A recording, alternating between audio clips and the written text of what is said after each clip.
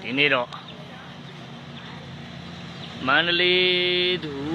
မန္တလေးရောက်ဝင်လာတဲ့မေပကြီးကိုပေါ့ဗျာနော်ကဲတဝဲသူဖြစ်လိုင်စင်ပြောင်းတယ်ပေါ့နော်လိုင်စင်ဝင်တယ်ပေါ့ဗျာတဝဲလိုင်စင်ပြောင်းဝင်တာပေါ့အဲ့ဒီအချိန်မှနဲ့ဒါတငယ်ချင်းကဒီမှာကျွန်တော်ကြိုက်တဲ့ဆိုင်မှာလိုက်တိုက်တာ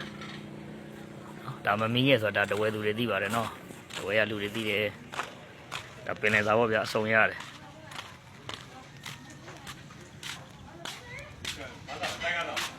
တိုက်ကဟောကြားပဲစီးမှာပေါ့မင်းရတယ်ခင်ဗျာဟုတ်တယ်ပါထိနေမှန်တယ်ဗာလဲဒီနေ့ surprise လေးရလဲရထားလေးပြသမ်းပါဖြတ်လေးပြနေတယ်အရင်မရှက်နဲ့ပြသမ်းပါလက်လေးတပြင်းပြင်းနဲ့တော့မှာကြီးဟုတ်လားမငါတက်မှာလားဒီမလေးကိုကြီးကပဇွန်မဲပဇွန်ရေချိုယူလိုက်နိုင်ပဇွန်ရေချိုရင်ကဘယ်ရဖို့ကောင်းလဲရေချိုလားရှိဝဲရှိ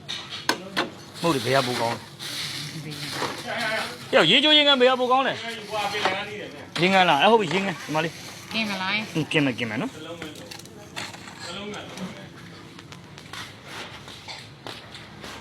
အဲ့ဒါတခုပြောမလို့ဘိုင်စင်ဝင်ရတာလေ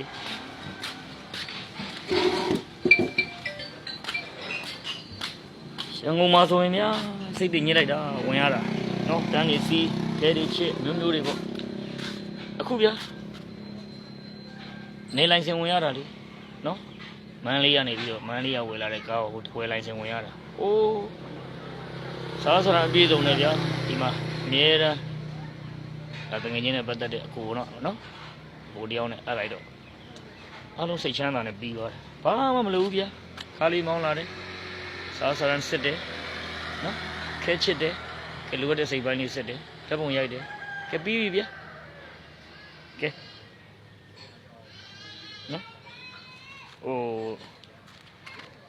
နတ်ပြန်တပတ်ခါလောက်ဆိုတာနာမည်ရအောင်ကြားပြီနော်ကဲဒီကြီးကတော့